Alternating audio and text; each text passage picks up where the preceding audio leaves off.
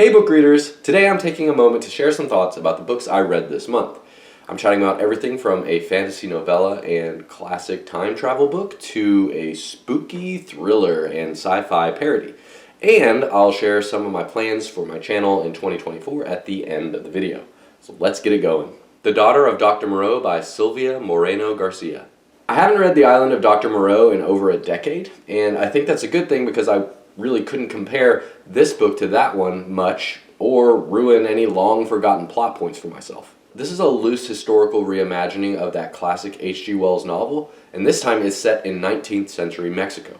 It deals a lot with inner and outer beauty and how you can't judge a person or creature based on their exterior. While the main character was Carlotta Moreau, the most interesting character to me was probably Montgomery Lawton, the alcoholic British assistant to Dr. Moreau. He's rough around the edges, but has a kind heart, especially toward Carlotta, and the hybrids that Dr. Moreau created but seems to care nothing about. I'm giving this one 4 dog ears. It was actually nominated for the 2023 Hugo Award, but I understand why it didn't win.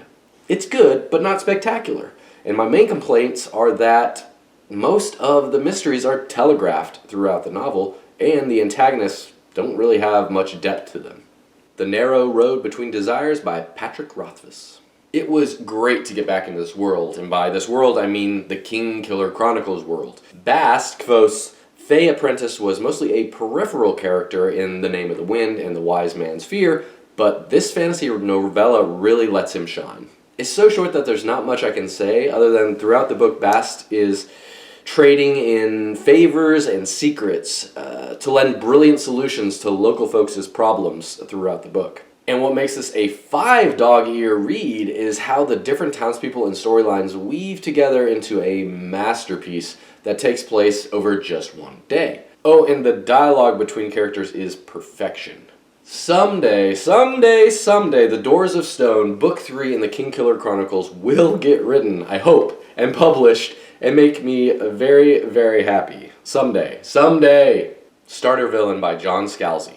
Charlie is a divorced, out-of-work journalist turned substitute teacher. His future prospects are bleak. Then, an uber-rich uncle that Charlie didn't really know dies, leaving Charlie a vast fortune and business empire.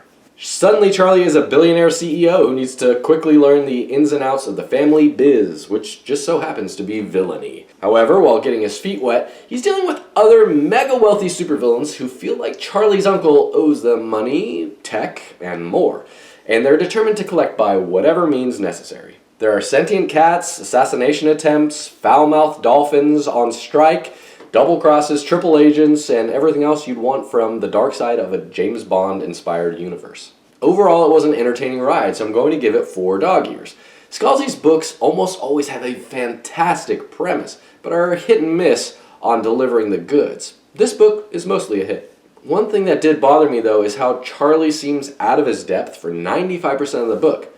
With a journalistic background, I wish Scalzi would have given Charlie a more perceptive personality. He seems way too clueless for a person with his supposed skills. I would have enjoyed seeing journalism as some kind of superpower that Charlie could wield in his interactions with the big bad supervillains. Instead, Scalzi bails him out too often with other characters. Next up is Pines, or the first book in the Wayward Pines series by Blake Crouch. Secret Service agent Ethan Burke is in Wayward Pines, Idaho to find a couple of missing agents, but the novel soon becomes more focused on the mystery of Ethan's situation.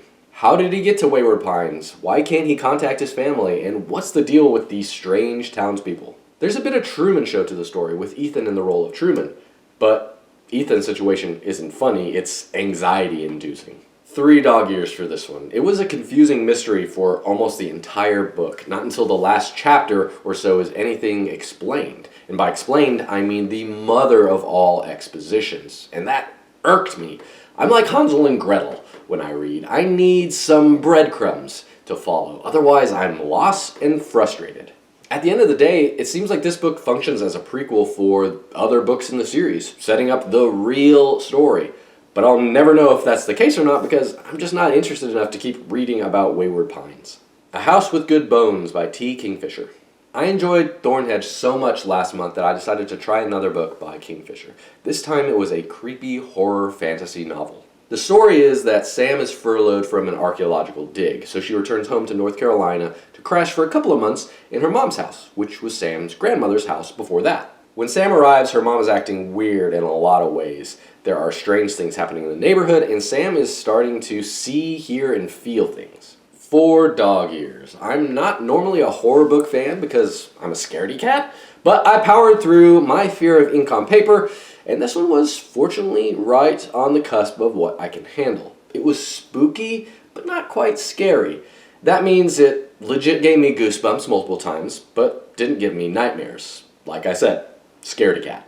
The writing was great as well. I've loved the way Kingfisher writes on both A House with Good Bones and Thornhedge, so I'll definitely be reading more books by her in the near future. Nature Anatomy by Julia Rothman. This was such a delightful find. It's a short book with gorgeous illustrations of objects found in nature, mostly in North America. Basically, it's like an informative graphic novel or picture book for nerds who love nature. There are drawings of different birds, flowers, sea creatures, mushrooms, and so much more, along with interesting facts about each of them. 4 dog years. There really wasn't a whole lot to read in this. It was mainly a visual experience, but it made me stop to think about the differences between certain things I'd never considered, like fog and mist, swamps and marshes, toads and frogs, and a few other similar but different items in nature.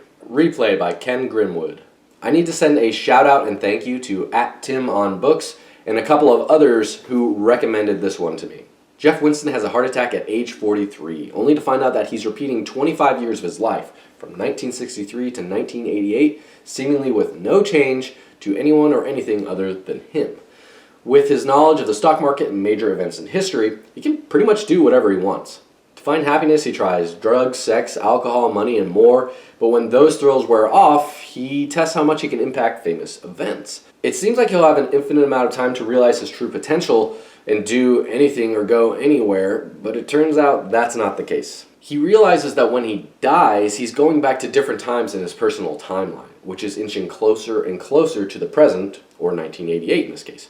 In other words, he's getting less and less time for each subsequent replay. 5 dog years. A lot of the times, time travel books focus exclusively on a single male character and his experience.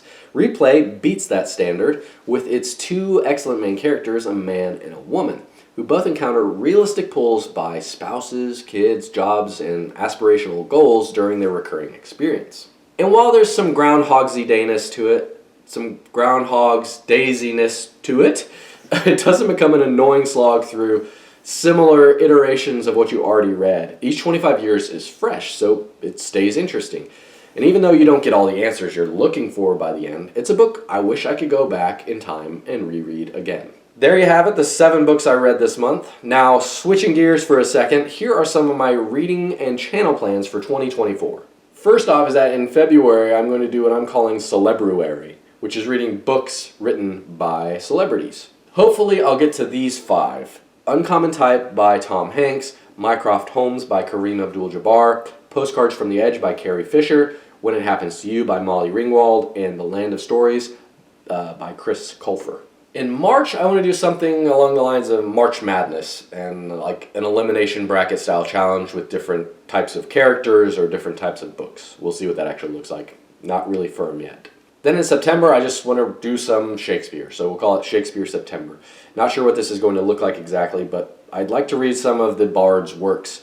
I read a Shakespeare graphic novel a couple years back, so maybe I'll try a few more of those. But there are also a ton of Shakespeare books that I found that are just inspired by his works, so we'll see what that looks like as well. I also want to reread 6 of my 5-star books. I don't reread stuff all that often, but I want to kind of set a goal for this year and read some of the ones that I really enjoyed in the past years. And finally, after a bit of convincing, my wife has agreed to join in a few videos for some fun and bookish games. So that's definitely something I'm looking forward to this year. Other than that, we'll see where 2024 goes. Remember to like, comment, and subscribe. Happy reading.